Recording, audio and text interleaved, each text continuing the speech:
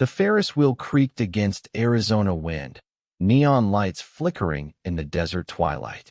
14-year-old Mason Hayes sat alone on a bench near the funnel cake stand, watching families drift past like ghosts he couldn't touch. Then the screaming started. Fire erupted from the bumper car arena, flames climbing the canvas roof faster than thought. Adults scrambled backward. Children ran in every direction. But Mason saw something nobody else noticed. A little girl trapped behind the electrical panel, frozen in terror while fire consumed her only exit. He didn't hesitate. He ran straight into the inferno. The heat took his vision. The smoke stole his future. But he pulled 7-year-old Dakota Reed from the flames and gave her back to a father who thought he'd lost everything. Welcome to Iron Roads. Before we dive deeper into this one, tell me in the comments where you're watching from and what hit you hardest in these opening moments. If this story moves you, slam that like button to show some love. The Copper Valley Fairgrounds sprawled across 20 acres of Arizona scrubland just outside Tucson, where the city surrendered to cactus and red rock formations that glowed orange at sunset. It was late September, the tail end of fair season, and the place hummed with the desperate energy of carnies trying to squeeze final dollars from exhausted families. The air tasted like corn dogs and gasoline. Dust swirled between game booths where teenagers threw darts at deflated balloons. Parents clutched sweating bottles of water and watched children bounce between rides with the last reserves of summer vacation energy. The bumper car arena sat at the fairground center, a massive canvas tent covering a floor of scuffed metal where electric cars sparked and collided. It was the main attraction, drawing the biggest crowds, generating the most noise. Canvas walls kept the Arizona sun from turning the space into an oven, but they also trapped heat and made the whole structure feel like a tinderbox waiting for a match. Mason Hayes watched it all from his usual spot near the entrance. He'd been living at the fairground for 6 weeks, sleeping in the maintenance shed behind the games area, surviving on food vendors threw away at night. He was 14, tall for his age but rail-thin, with dark hair that hung past his ears and brown eyes that had learned to scan crowds for threats. He wore the same jeans and faded Metallica shirt he'd owned for 3 months, clothes that were starting to develop holes he couldn't afford to replace. Mason had been on his own since his mother died of an overdose in June. No father in the picture, never had been. His mom's boyfriend had kicked him out 2 days after the funeral, and Mason had chosen the streets over the foster system. He'd heard too many horror stories, seen too many kids disappear into that machine and come out worse. Better to be hungry and free than trapped and broken. He'd learned to be invisible. He moved through crowds without drawing attention, ate without being seen, and existed in the gaps between other people's awareness. Invisibility was survival. The moment anyone noticed him, questions followed. Questions led to social workers. Social workers led to locked doors and rules he couldn't stomach.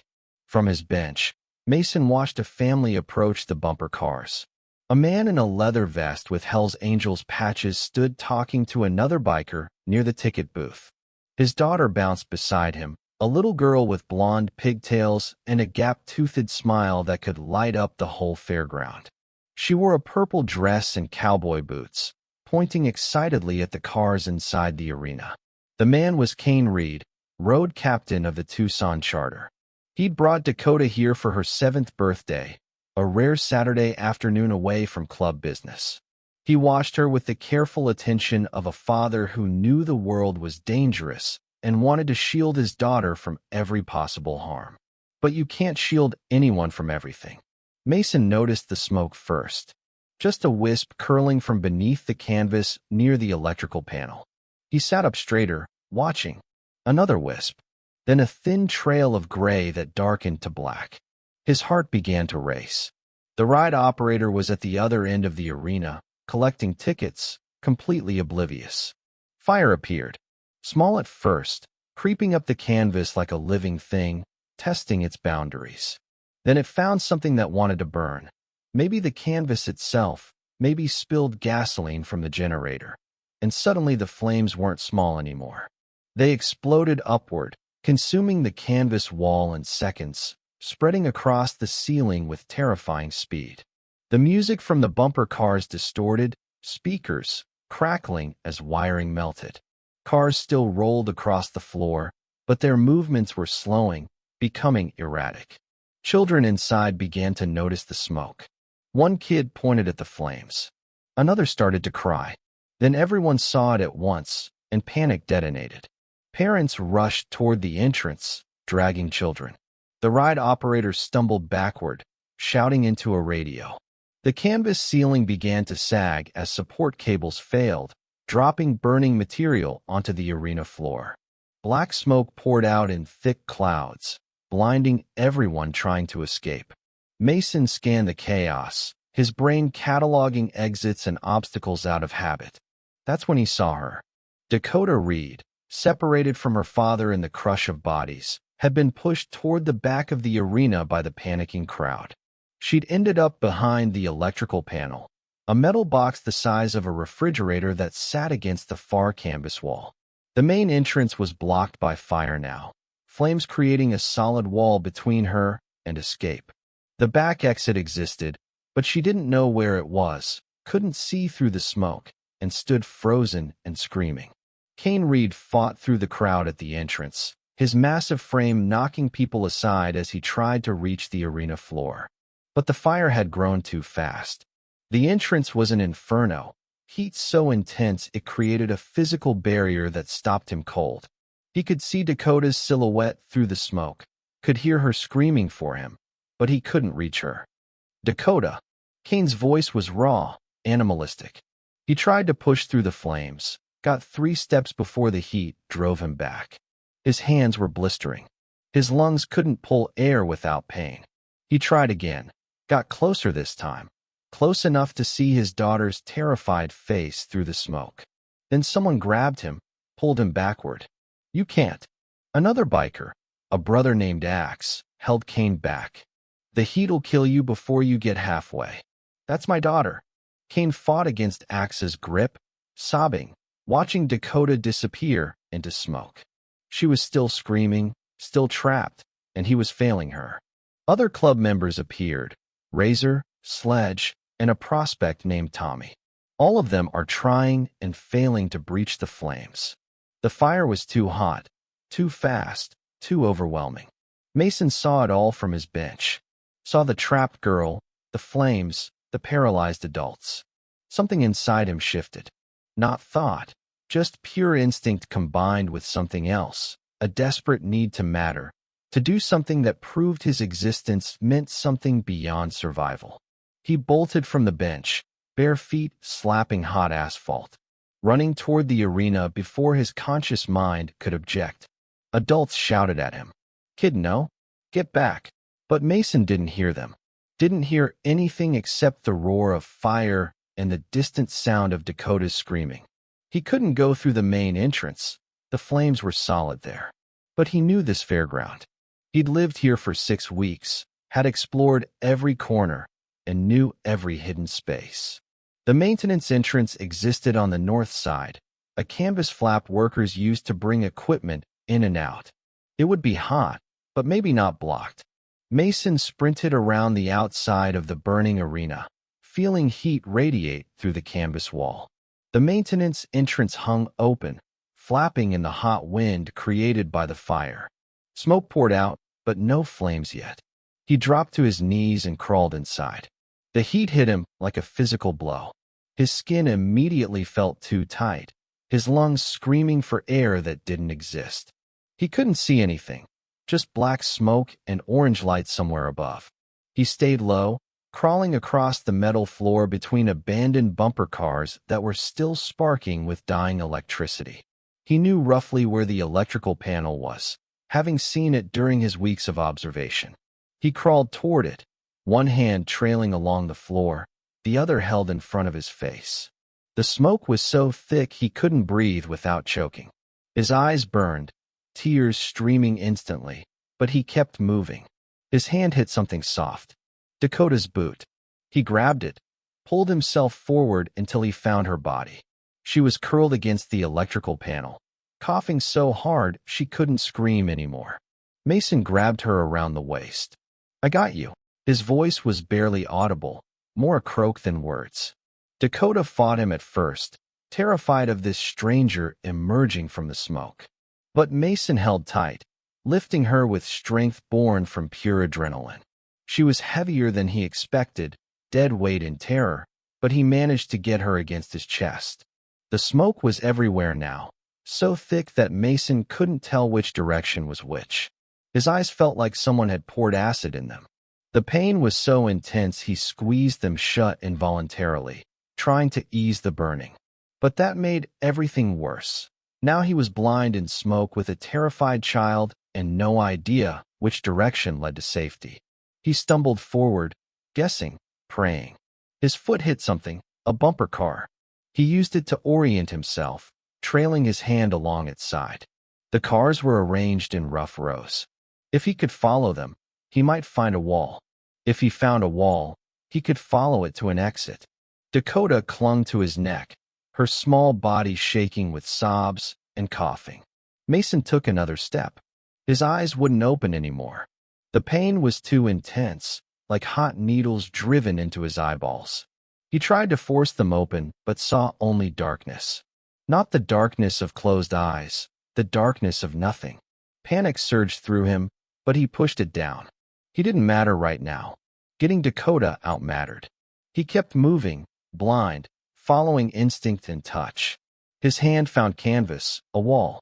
He followed it, shuffling sideways, Dakota's weight making him stagger. His foot caught something, and he fell, twisting to protect Dakota. They hit the ground hard, Mason's shoulder taking the impact. He couldn't breathe, couldn't see, couldn't think beyond the next movement. He crawled forward, dragging Dakota with him, his other hand sweeping the ground ahead. His hand hit open space, the maintenance entrance. Cool air rushed over his face, the temperature difference so stark it felt like ice. He pushed Dakota ahead of him, shoving her through the opening, then followed, collapsing onto gravel outside. Hands grabbed them immediately. Adult voices shouted.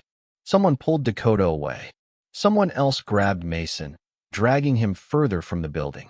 He lay on the ground, gasping, trying to open his eyes. They wouldn't open. He tried again, forcing his eyelids apart with his fingers, but saw only darkness. "My eyes," Mason whispered, then louder, voice breaking with terror. "Why can't I see? What's wrong with my eyes?" Paramedics surrounded him, laying him flat, shouting medical terms he didn't understand. Someone held his hand, tried to calm him, but Mason fought, panic overtaking pain. He was blind, 14 years old, homeless, alone, and now blind. At Tucson Medical Center, doctors worked on Mason for 5 hours. They irrigated his eyes, treated the burns on his hands and face, stabilized his breathing. But when the attending ophthalmologist finally spoke with him, her voice carried the weight of permanence Mason had been dreading. "The smoke inhalation caused severe thermal and chemical damage to your corneas and retinas," Dr. Sarah Mitchell said carefully. "We've done everything we can to minimize further damage, but the initial exposure was extensive." She paused, choosing words that would hurt less, but couldn't hide the truth. "You may regain some light perception in a few weeks, but functional vision, reading, recognizing faces, independent navigation, that's unlikely without significant intervention." Mason lay in the hospital bed, bandages wrapped around his eyes, processing words that felt impossible. Blind. He was 14, had no home, no family, no support system, and now no vision. The world had just shrunk to a pinpoint of darkness he couldn't escape. "What does that mean?" His voice was small, younger than 14. "What's a significant intervention?" "Surgery," Dr. Mitchell said. "Corneal transplants, possibly retinal repair. But these procedures are expensive, experimental, and there's no guarantee they'll work." A social worker appeared an hour later, a tired man named Robert Chun who'd seen too many cases like this slide through the cracks. "Mason," We're placing you in emergency foster care while you recover. After that, we'll work on finding a more permanent placement. I don't want foster care, Mason said quietly, the same response he'd given to every social worker who'd tried to help him since his mother died. Robert's voice was kind but firm. Son, you can't live on the streets, especially not now. You need support, medical care, a safe place to recover.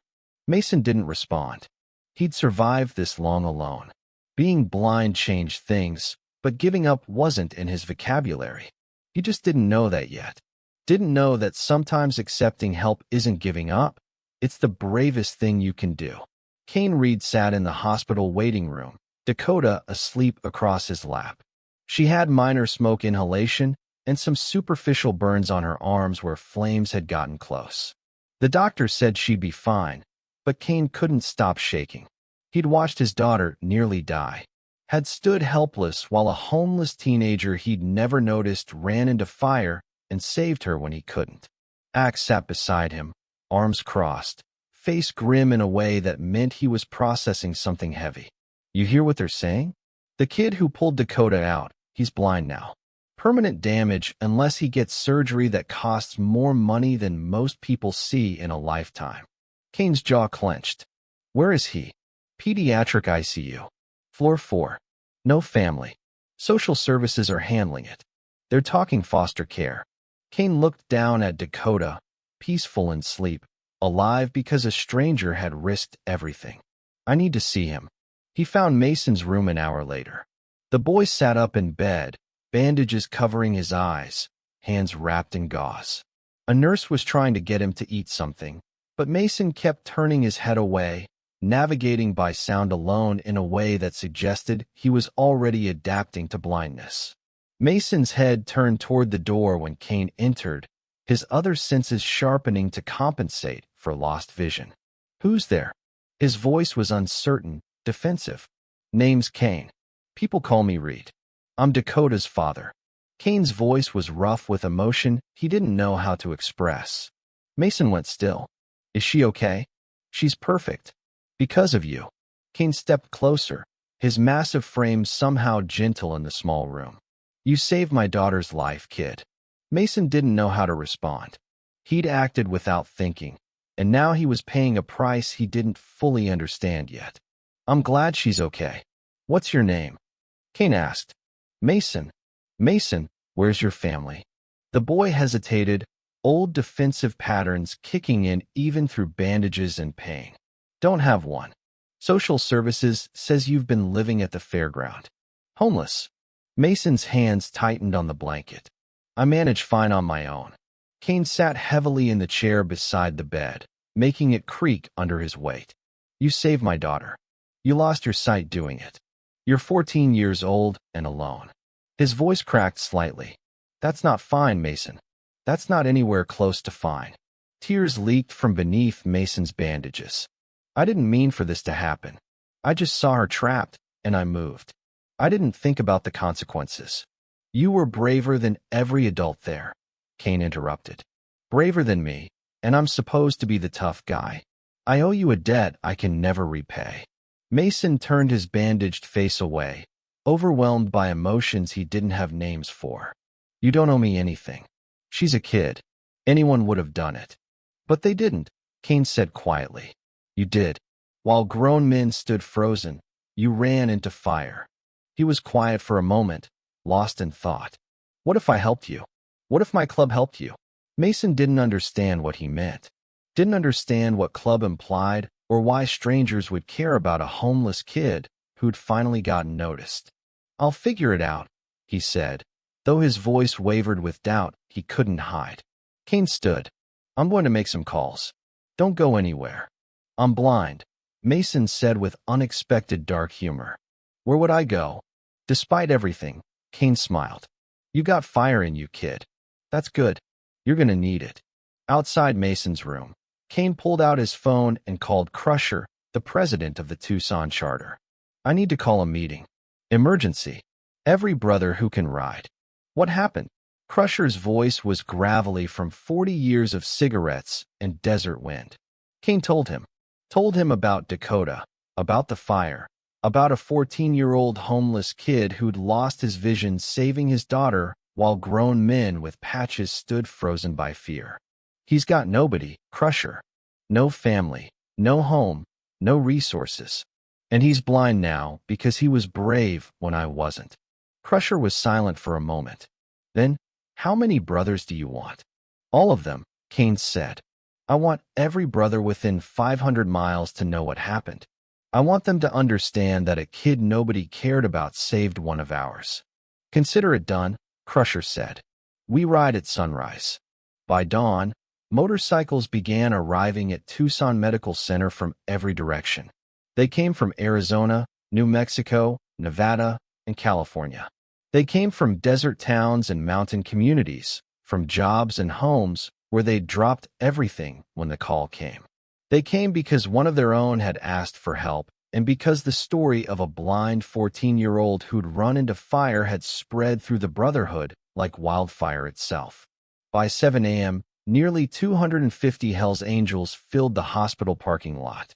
Their bikes lined every available space, chrome gleaming in a desert sunrise, engines rumbling in a symphony that rattled windows. Hospital security called the police, who arrived, assessed the situation, and made a decision. These men weren't here for trouble. They were here for something that mattered more. Kane walked out to address them, Dakota holding his hand, still in her hospital gown. Crusher stood beside him, arms crossed, waiting for the crowd to settle. Brothers, Kane's voice carried across the lot. Yesterday, my daughter almost died in that fire. I tried to save her.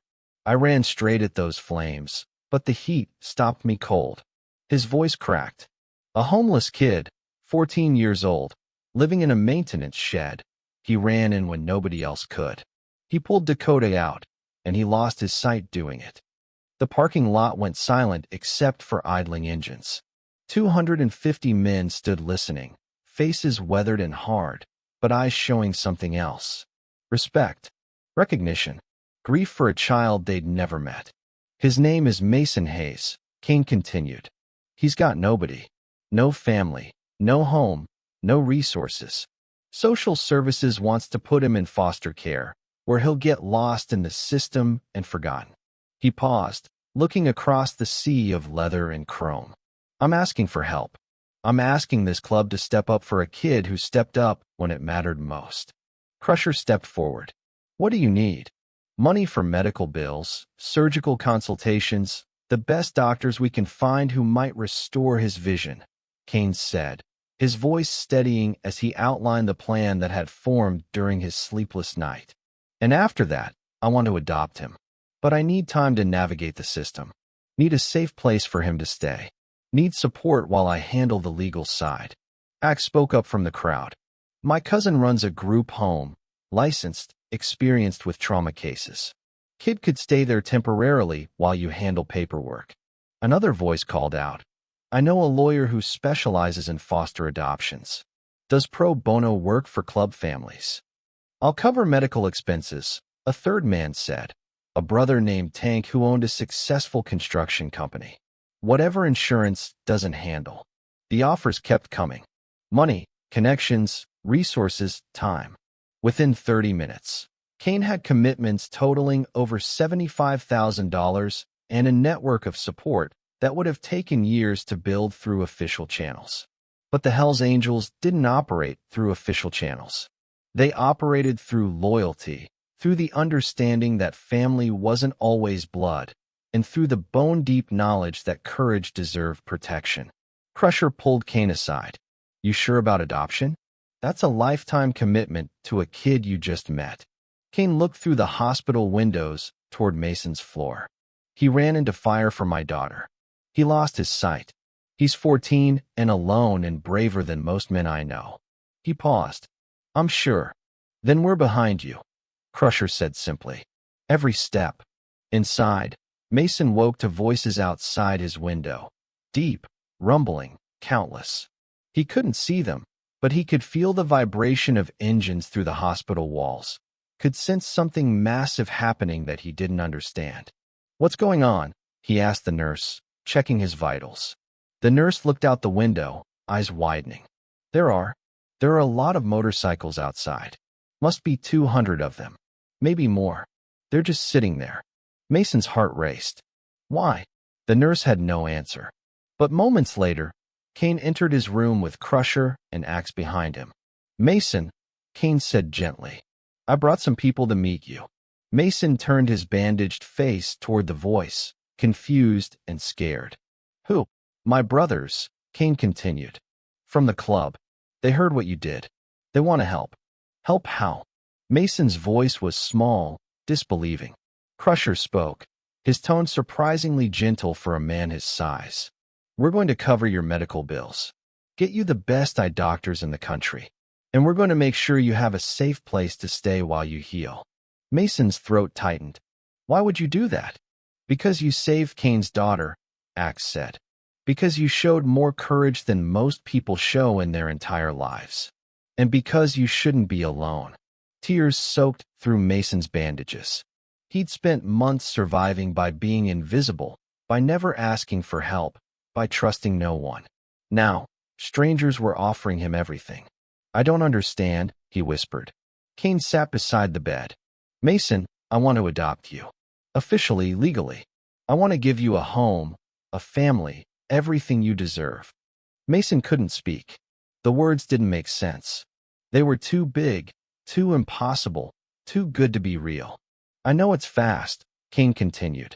I know you don't know me. But I promise you this. You'll never be invisible again. You'll never be alone. You'll have a family that shows up when it matters. Over the next 4 weeks, the Hells Angels made good on every promise. Mason was transferred to the Jules Stein Eye Institute at UCLA, where one of the nation's top ophthalmologists examined him extensively. Dr. Raymond Park was honest about the prognosis. The damage is severe, he said, speaking to both Mason and Kane. The thermal burns affected both corneas, and there's retinal scarring. But there's a procedure, still experimental, involving corneal transplants combined with retinal therapy. It's complex, expensive, and the success rate is about 35%. What happens if it doesn't work? Mason asked quietly. Your vision stays as it is now, minimal light perception, no functional sight. And if it does work, you might regain 60 to 70% of normal vision. Enough to read, to navigate independently, to live a relatively normal life. Mason was quiet for a long moment. I want to try. During recovery, Mason stayed at the group home Axe's cousin ran, a clean, well-maintained house in suburban Tucson where 6 other kids lived. The woman who managed it, Linda Martinez, was patient and experienced with trauma cases. She'd worked with blind children before, knew how to help Mason navigate his new reality. Mason struggled initially, learning to trust, processing everything that had happened, adapting to blindness while holding on to hope for surgery that might not work. But Kane visited every single day. He read to Mason, helped him practice mobility skills, brought Dakota, who made him drawings she carefully described so he could imagine them. The little girl and the teenager formed a bond that transcended circumstance. Dakota would sit beside Mason's bed, chattering about school and friends and the butterfly she'd seen that morning. She described colors and shapes with the unself-conscious detail of a 7-year-old. Mason would listen, finding himself smiling for the first time in months. Slowly, Mason began to understand that these people weren't going away, that their promises weren't empty words but commitments they intended to keep. The adoption process moved faster than expected. Kane had no criminal record, owned his house outright, and had a steady income from his custom motorcycle shop. Social services investigated thoroughly but found nothing to disqualify him. They were actually impressed by the support network, the club brothers who showed up at meetings, the documented financial commitments, and the genuine care everyone demonstrated. 10 weeks after the fire, a judge approved the adoption. Mason Hayes became Mason Reed. He stood in the courtroom with bandages still wrapped around his eyes, holding Kane's hand while the judge made it official. Mr. Reed, the judge said, do you understand that you're accepting full responsibility for this young man's care, education, and well-being? I do, Your Honor, Kane said, his voice steady. Mason, do you consent to this adoption? Mason's throat was tight with emotions he didn't have words for. Yes, Your Honor. Then, by the power vested in me by the state of Arizona, I declare this adoption final. Mason, you now have a father who has chosen you. Mr. Reed, you now have a son who has earned your respect. Congratulations to you both. In the hallway afterward, surrounded by club brothers who'd come to witness the moment, Dakota launched herself at Mason, hugging his waist. You're my brother now. Mason knelt, finding her small face with his bandaged hands. Yeah, kiddo, I'm your brother. Kane pulled Mason into a hug that felt like safety. Welcome to the family, son. The eye surgery happened 4 months after the fire. Mason was terrified. They'd explained the risks. The procedure could fail, could make things worse, could leave him exactly as he was. But the alternative was guaranteed blindness for life. So he agreed. Kane held his hand until they wheeled him into surgery. I'll be right here when you wake up, son. I promise. The surgery took 12 hours. Kane paced the surgical wing waiting room the entire time, surrounded by brothers who'd come to show support. Crusher, Axe, Tank, Razor, and 40 others. They filled the space, a wall of leather and loyalty that hospital staff learned to work around. When Dr. Park finally emerged, his expression was carefully neutral. The procedure went as well as we could hope. We successfully transplanted both corneas and completed the retinal repair. But we won't know if it worked for several weeks. His eyes need time to heal before we can remove the bandages and assess function. Kane nodded, throat too tight for words. Mason woke up groggy and disoriented, immediately reaching for his face. Don't touch, a nurse said gently. You need to leave the bandages on. Did it work? Mason's voice was thick with anesthesia and fear. We don't know yet, sweetheart. But you did great. Your dad's right outside. The word dad still felt strange to Mason. Foreign but good, like a language he was learning to speak. The waiting was agony. 3 weeks of darkness and uncertainty, while Mason's eyes healed beneath bandages he wasn't allowed to remove. Kane stayed close the entire time, reading audiobooks, describing the world, helping Mason navigate the house he'd spent weeks preparing for his son's arrival. He'd installed handrails throughout, removed furniture that might cause trips, and bought adaptive technology for someone who might remain blind forever. He'd prepared for permanent blindness while hoping desperately for something better. Dakota became Mason's constant companion. The 7-year-old adapted instantly to her brother's needs, describing everything, guiding his hands to touch objects, and reading her picture books with serious concentration. Their bond deepened daily. On removal day, Kane, Crusher, Tank, and Linda accompanied Mason to the hospital. Dr. Park led them to an examination room, and its lights dimmed to minimize sensitivity. Mason, I'm going to remove the bandages now. Your eyes will be extremely sensitive to light. Keep them closed until I tell you to open them. Understood. Mason nodded, hands gripping the chair arms until his knuckles went white. Kane stood beside him, solid and reassuring. Dr. Park worked carefully, unwrapping layers of gauze and surgical tape. Mason felt air hit his face, cool and startling after weeks of covering. Okay, Dr. Park said softly. Open your eyes very slowly. Mason's heart hammered. This was it. Either he'd see again or face permanent darkness. He opened his eyes. At first, nothing but overwhelming brightness. He squeezed them shut.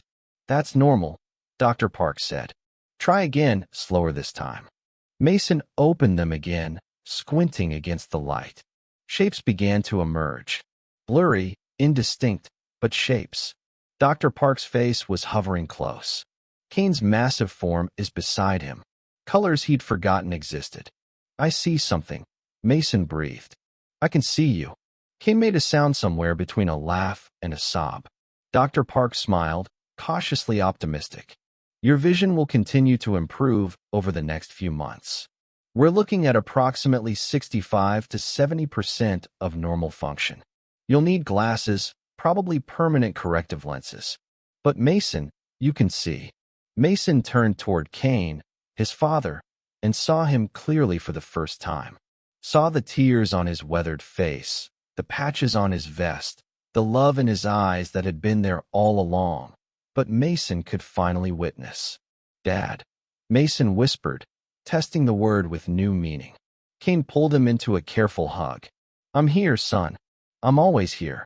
8 months later, Mason stood in Kane's garage, watching his father work on a custom Harley. His vision had stabilized at about 70%, enough to read with glasses, to navigate independently, to live what doctors called a functional life.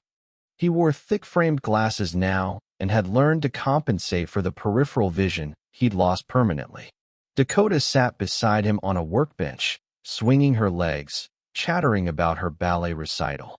The two siblings were inseparable, bound by trauma and love in equal measure.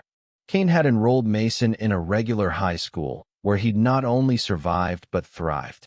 He'd made friends for the first time in years, joined the robotics club, and discovered he was good at math. He'd also started therapy, working through abandonment issues, homelessness trauma, and the psychological weight of his choice at the fairground. "Mason," Kane said, looking up from the carburetor he was rebuilding. "Got something for you." He walked to a covered object in the corner and pulled off the tarp. Beneath it sat a custom-painted motorcycle, smaller than Kane's standard Harley, but still substantial. Designed for someone of Mason's size, not for now, but for the future. The tank was painted with flames that transitioned into a phoenix rising from fire. On the side, in elegant script, Mason Phoenix read. Mason stared at it, tears welling behind his glasses. "You gave me a road name." Road names were earned, not given. They were sacred in the club, marks of respect that couldn't be bought or requested. "You earned it," Kane said simply. "You walked through fire and came out transformed." "Phoenix fits." Mason ran his hand along the painted tank, feeling the smooth surface, seeing the intricate detail work that had clearly taken dozens of hours. "I can't ride yet. I'm only 15. "You will someday," Kane said. "And when you do, you'll ride with family." Crusher appeared in the doorway along with Axe, Tank, Razor, and 24 others. They'd come for the unveiling, witnesses to a moment that mattered. Mason looked around at these men who'd shown up when it counted, who'd given him a second chance at life and vision and family. "Thank you," he said, voice breaking. "For everything." Kane put his arm around Mason's shoulders. "You saved my daughter. We just returned the favor." Dakota climbed off the workbench and grabbed Mason's hand.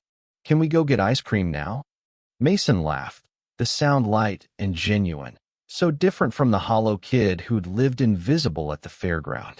"Yeah, let's go get ice cream." If Mason's story moved you, drop a comment below saying he deserves family, to show some love for this brave kid who found his home. 2 years later, Mason Reed stood on stage at his high school graduation, wearing his cap and gown, glasses reflecting auditorium lights. He'd graduated with a 3.8 GPA and a full scholarship to Arizona State University for mechanical engineering.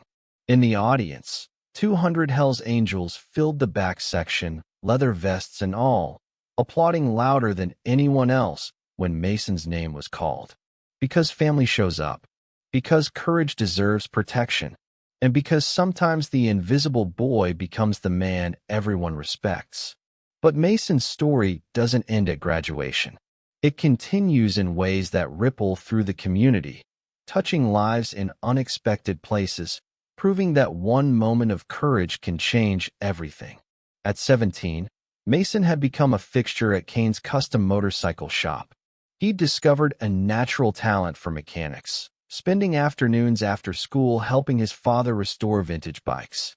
His imperfect vision didn't hinder the work. He'd learned to compensate, using touch and instinct as much as sight. The shop sat on the industrial edge of Tucson, A converted warehouse where the smell of oil and metal hung permanently in the air. Mason loved it here. The rhythmic clang of tools, the problem-solving challenge of bringing dead engines back to life, the quiet companionship of working beside Kane without needing to fill silence with words. One Tuesday afternoon in late spring, a beat-up Honda pulled into the shop's parking lot. Mason was under a 72 shovelhead, changing oil, when he heard Kane greet someone at the front desk. The conversation was brief, professional, but something in Kane's tone made Mason slide out from under the bike to investigate. A woman stood at the counter, maybe mid-30s, wearing a Target employee vest over jeans. She looked exhausted in the way people do when life has been taking swings at them for too long. Beside her stood a boy, maybe 10 years old, with dark circles under his eyes and clothes that had seen too many wears without enough washes. "I know it's a lot to ask," the woman was saying, her voice apologetic. "But the car just died on me completely. I need it for work, and I don't have money for a real shop. Someone said you sometimes help people out." Kane scratched his beard, considering. The shop did help sometimes. Single mothers, veterans down on their luck, anyone the club decided deserved a break. "What's wrong with it?" "Won't start. Makes a clicking sound when I turn the key. Probably the starter or the battery," Mason said, joining them at the counter. He'd learned enough to diagnose basic problems. "We can take a look." The woman looked at Mason, noticing his thick glasses, the slight way he tilted his head to focus better. "I can't pay much. Maybe $50. Kane waved her off. "Let's see what's wrong first.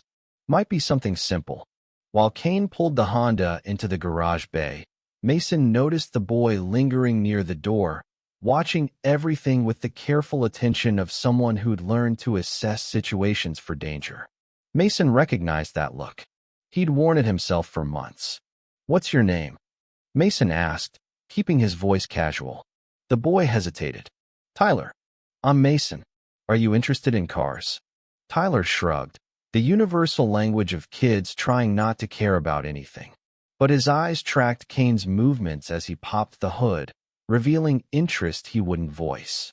"Want to see what's wrong with it?" Mason offered.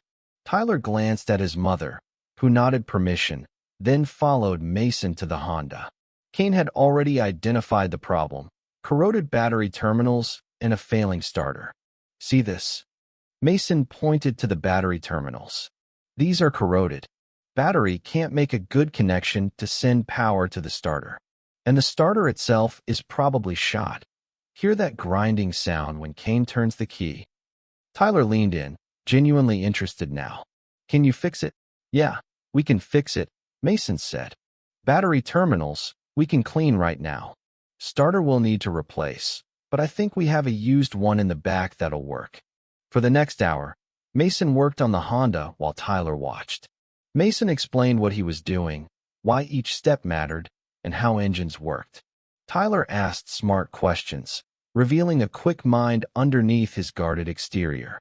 Kane handled the business side with Tyler's mother, ultimately charging her nothing for labor and only the cost for the used starter, $40 total, less than she'd offered. When she tried to protest, Kane just shook his head.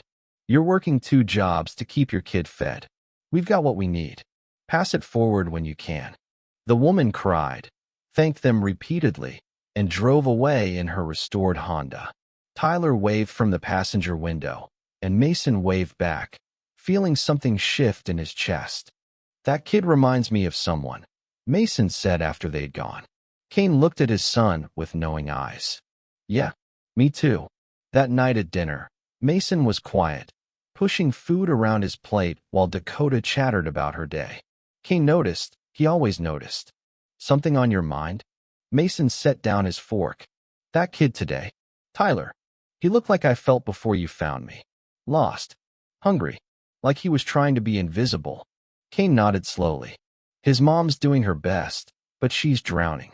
2 jobs, rent that keeps going up, no family support." "Can we help them?" Mason asked. "More than just fixing the car? What are you thinking?" Mason organized his thoughts. "The club helps people sometimes, right? Could we set up something for Tyler? Maybe a scholarship fund for school supplies, or help with groceries. His mom seems like she'd work with anything we offered as long as it didn't feel like charity. Kane smiled, proud of his son's growth. We could do that. The club has a family assistance fund.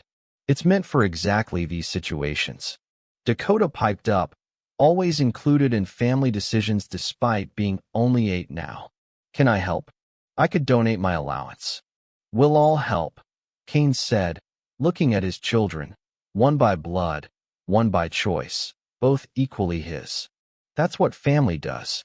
Over the following weeks, the club quietly provided support to Tyler's family.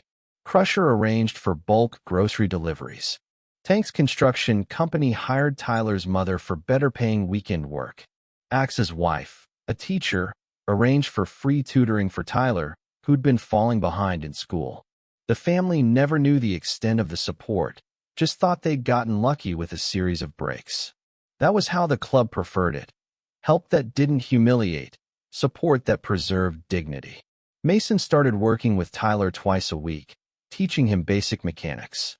The kid had talent and hunger to learn, reminding Mason powerfully of himself at that age. Tyler began to open up, talking about school struggles, worries about his mom, and dreams he'd stopped letting himself have. Do you think I could work in a shop someday? Tyler asked one afternoon, handing Mason a wrench. Yeah, I do, Mason said. You've got good hands and a good brain. Keep learning, stay in school, and you could do anything you want. Even with. Tyler gestured vaguely at circumstances he didn't have words for. Even with, Mason confirmed. I was homeless and went blind, and I'm starting college in the fall. Your situation doesn't define your future unless you let it. Comment below Tyler deserves a chance if you think every kid deserves someone who believes in them. 3 months later, Mason sat in his bedroom, staring at college acceptance letters spread across his desk. Arizona State had offered a full scholarship, but he'd also been accepted to UCLA's engineering program, the school near the hospital where he'd regained his vision. UCLA offered less financial aid, but the program was more prestigious. Kane knocked on the door frame, entering when Mason waved him in. You decide yet? That's the problem, Mason said. I don't know how to decide. Kane sat on the edge of the bed, the frame creaking under his weight. What's pulling you both directions? ASU makes sense logically. Full ride, close to home, good program. But UCLA feels like something more. Like going back to where things changed for me and completing some kind of circle. Circles matter, Kane said. But so does practical thinking. What's your gut say? Mason was quiet for a long moment. My gut says UCLA, but I feel guilty even thinking it. You've already given me so much. I don't want to ask for more. Kane's expression softened. Son, let me tell you something. When I first held Dakota, I promised myself I'd give her every opportunity one could. When I adopted you, I made the same promise. That's not a burden, it's a privilege. He paused. If UCLA is what you want, we'll make it work. The club will help. That's what family does. But the cost. The club raised $75,000 for your medical bills in 30 minutes. Kane interrupted. You think we can't handle college expenses? We've got brothers in California who'd love to have you around. You'd have support there too. Mason felt his throat tighten. I don't know how to thank you for everything. You thank me by living your best life, Kane said. By being happy. By chasing dreams instead of settling for safe. That's all I want. So Mason chose UCLA. The following August, 200 motorcycles formed a convoy from Tucson to Los Angeles, escorting Mason to college like a presidential motorcade. The California charters welcomed him, offering support and connection in his new city. In his dorm room that first night, Mason video called Kane and Dakota. His little sister had cried when he left, making him promise to call every day. How's the room? Dakota asked, her face filling the phone screen. Small but good, Mason said, panning the camera around. My roommate seems cool. He's from San Diego. Do you have everything you need? Kane asked from beside Dakota. Yeah, Dad. I'm good. The words still carried weight, still meant something profound every time Mason said it. After they hung up, Mason stood at his dorm window, looking out at the unfamiliar city. For years ago, he'd been homeless, living invisibly at a fairground, believing nobody cared if he existed. Now he was starting college on scholarship at one of the best engineering schools in the country. The trajectory felt impossible, but it had happened through a single moment of courage that connected him to a network of people who believed courage deserved protection.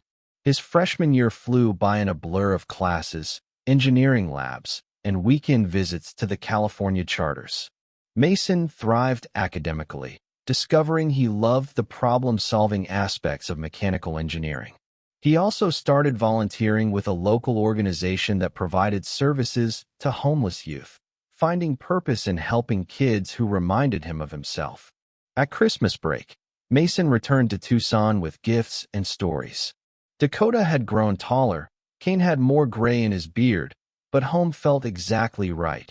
Warm and welcoming and permanent in a way Mason had stopped believing places could be. How's school? Crusher asked at the Christmas party that the club threw annually. Hard but good, Mason said. I'm learning a lot. Thinking about specializing in prosthetics engineering, designing better artificial limbs for veterans and people with disabilities. Crusher nodded approval. Using your experience to help others. That's solid. Someone helped me when I needed it, Mason said simply. Time to pass it forward. In his sophomore year, Mason met a girl named Elena in his biomechanics class.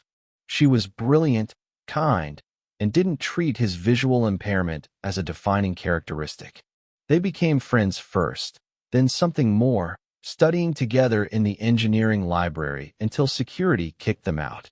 Tell me about your family, Elena said one night over coffee.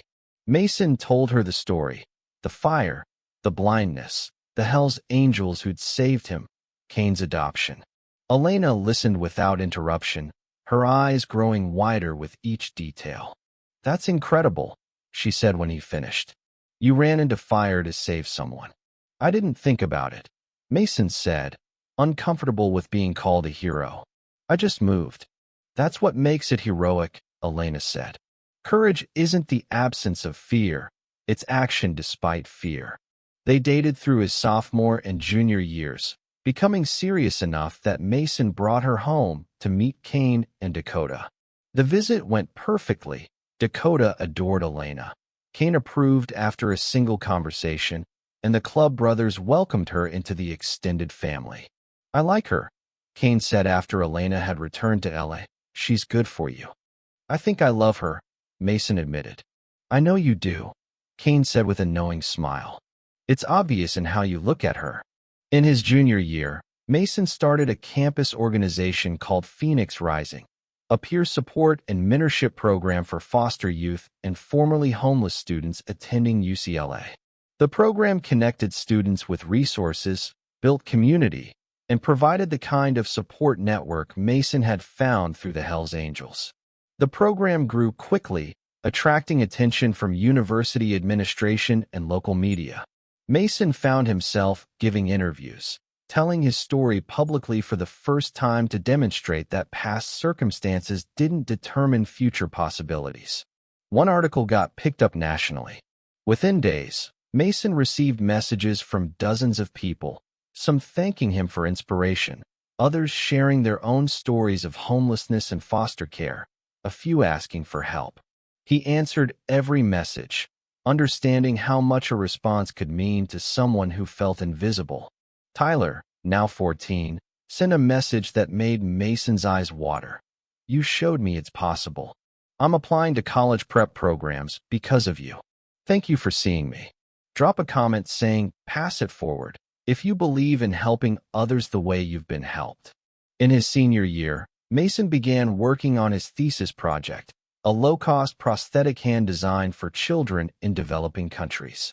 The project combined his engineering skills with his passion for accessibility, attempting to create artificial limbs that were functional, durable, and affordable enough for widespread distribution. Elena worked alongside him, their partnership both romantic and professional. They spent countless hours in the lab, testing prototypes, refining designs, and arguing passionately about technical details before laughing at their intensity. "We're going to make this work," Elena said one night, surrounded by failed prototypes and technical drawings. "I know," Mason said. "We have to. There are kids out there who need this." The thesis presentation happened in May, attended by Kane, Dakota, Crusher, and a delegation of club brothers who'd driven from Arizona to show support. Mason's presentation was flawless, demonstrating a prosthetic hand that cost 1/10 of traditional designs while maintaining 70% of their functionality. The engineering faculty was impressed. One professor asked, "What inspired this focus on accessibility and affordability?" Mason adjusted his glasses, thinking about how to answer. "I understand what it's like to lose something fundamental and need help getting it back. My father and his brothers gave me that help when I had nothing. This project is about extending that same help to kids who need it." The thesis received the highest honors. More importantly, it attracted attention from a medical device company interested in licensing the production design. Within months, negotiations were underway to bring Mason's prosthetic hand to market. Graduation day arrived sunny and perfect. Mason walked across the stage in a cap and gown, accepting his diploma with his family cheering louder than anyone else in the auditorium. 300 Hells Angels filled the back section. The Tucson charter, the California charters, brothers from Nevada and New Mexico who'd driven to witness this moment. When the ceremony ended, Mason found Kane and pulled him into a hug that said everything words couldn't. "Thank you, Dad, for everything. You did this yourself, son," Kane said, voice thick with pride. "I just gave you a chance. You're the one who ran with it." Dakota, now 11, tackled Mason in a hug. "You're a college graduate. That's so cool." Elena stood nearby, smiling, part of the family now in ways that felt permanent. Mason pulled her close, grateful for every person who'd shown up to support his journey. That evening, the club threw a party at Kane's garage, a massive celebration with food, music, and 200 bikers who'd become Mason's extended family. Crusher gave a speech, raising his beer in a toast. 5 years ago, we rallied for a blind kid who'd saved Kane's daughter. Today, we celebrate that kid graduating from one of the best engineering schools in the country with a design that'll help kids worldwide." He paused, looking at Mason with respect. "This is why we protect courage.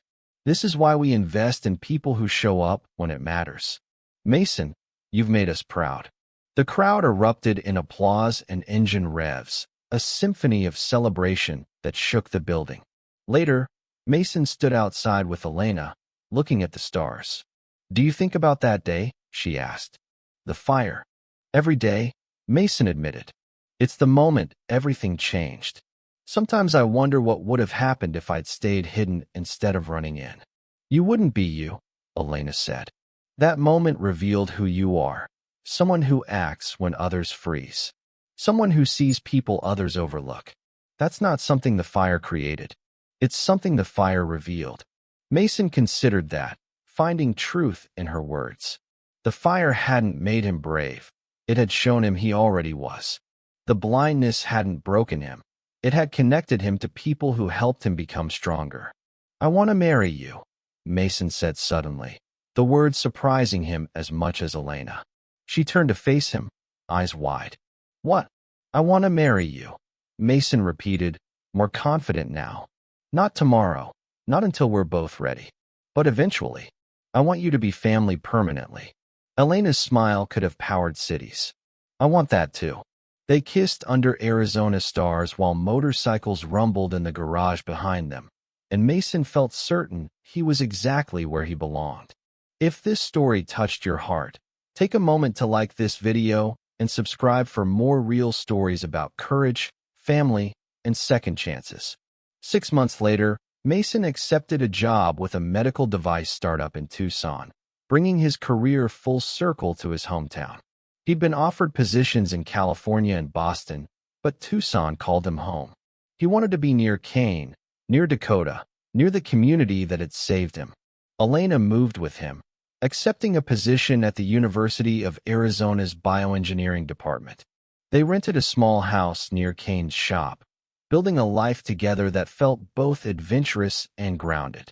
Mason's prosthetic hand design went into production, priced at $300 compared to the $3,000 industry standard. Within the first year, the company distributed 5,000 units to children in developing countries, giving kids functionality they'd never had access to before. Letters arrived from parents whose children received the prosthetics. Each one felt like completing another small piece of the circle that had started with Mason running into the fire. He'd been saved, and now he was saving others in turn. Tyler, now 16, had become a regular at Kane's shop, working part-time while maintaining a 3.7 GPA. Mason mentored him formally, helping with college applications, teaching advanced mechanical skills, and providing the kind of guidance Mason had received. "I got accepted to ASU," Tyler announced one Saturday, bursting into the shop with a letter. Mason pulled him into a hug, genuinely excited. "That's amazing. What program?" "Mechanical engineering." "Same as you. You're going to do great," Mason said, meaning it completely. Kane watched from across the garage, smiling at the cycle of help and hope that continued spiraling outward from a single moment of courage years ago. On Mason's 23rd birthday, Kane called a family meeting at his house. Dakota, now 13, sat on the couch beside Elena. Crusher and several other club brothers stood around the room, their presence suggesting something significant was happening. Kane pulled out a leather vest, a custom Hells Angels vest, smaller than standard, designed for Mason's frame. On the back was the full club patch. On the front, over the heart, a custom patch showing a phoenix rising from flames with the name Phoenix beneath it. "The club voted," Kane said, his voice formal but warm. "Unanimous decision. We want to offer you a full membership, Mason. You've earned your place in this family." Mason stared at the vest, overwhelmed. Full membership in the Hells Angels required years of commitment, proof of loyalty, and unanimous approval from charter members. It wasn't given lightly. "I don't ride," Mason said, though his voice cracked with emotion. "Yet," Crusher corrected. "But you will. And when you do, you'll ride with brothers. This isn't about the motorcycle, Mason. It's about who you are, the courage you've shown, the way you carry yourself, the values you live by. You're already family. This just makes it official." Mason put on the vest with shaking hands. It fit perfectly. Kane had obviously measured him carefully, working with someone to get the sizing exact. "I don't know what to say," Mason whispered. "Say yes," Kane said simply. "Yes," Mason said, tears streaming down his face. "Yes." The room erupted in celebration, backslaps, hugs, the sound of brothers welcoming one of their own officially into the fold. Dakota cried, Elena beamed, and Mason felt like every hard moment of his life had led to this one perfect moment of belonging. 2 months later, Mason married Elena in a small ceremony at Kane's garage, surrounded by family, both biological and chosen. Dakota was the flower girl, wearing a purple dress that matched the one she'd worn the day of the fire. Kane walked Mason down the aisle, a reversal of tradition that felt perfectly right. 300 Hells Angels attended, their motorcycles lined up outside like a chrome honor guard. The ceremony was brief but meaningful, vows exchanged with witnesses who'd proven that family meant showing up, that loyalty meant action, that love meant choosing someone every day. "I promise to see you," Mason said in his vows, the words carrying weight only he and Elena fully understood. "To really see you, every day, with gratitude for the life we're building together." "I promise to stand with you," Elena responded. "To support your dreams, to share your burdens, to walk beside you through whatever comes." They kissed as hundreds of engines revved in celebration, the sound echoing across Tucson like thunder announcing something good. Mason's life continued its upward trajectory. At 25, he became a lead engineer at the medical device company, overseeing development of new prosthetic designs for multiple body parts. His work earned industry recognition, awards he accepted with humility and gratitude. Elena completed her PhD, becoming Dr. Elena Reed, and accepting a research position that allowed her to work alongside Mason on several projects. They were partners in every sense, equal contributors to both their professional work and their personal lives. Dakota graduated from high school with honors, accepting a full scholarship to Arizona State for social work. She wanted to help kids like her brother had been, lost, overlooked, deserving of someone who saw their potential. Mason was incredibly proud. Kane retired from his shop, selling it to Crusher's son, but staying involved as a consultant. He spent his days between motorcycle rides, time with his grandchildren, Dakota's baby girl, born when Dakota was 23, and club activities that kept him connected to the Brotherhood. On the 10th anniversary of the fire, the Tucson charter held a memorial ride. Mason led the convoy on his own Harley now, the custom bike Kane had given him years ago, riding confidently despite his imperfect vision. He'd gotten his motorcycle license at 21, proving that limitations were just challenges to overcome. They rode to the Fairgrounds, which had been rebuilt after the fire but eventually shut down due to insurance costs. The property sat empty now, overgrown with desert weeds, the only remaining structure a rusted carousel frame that nobody had bothered to remove. Mason stood looking at it, remembering the kid he'd been. Homeless, invisible, convinced nobody cared if he existed. He remembered running into fire without thinking, remembered the darkness that followed, remembered waking up in a hospital to strangers offering everything. "You okay?" Elena asked, taking his hand.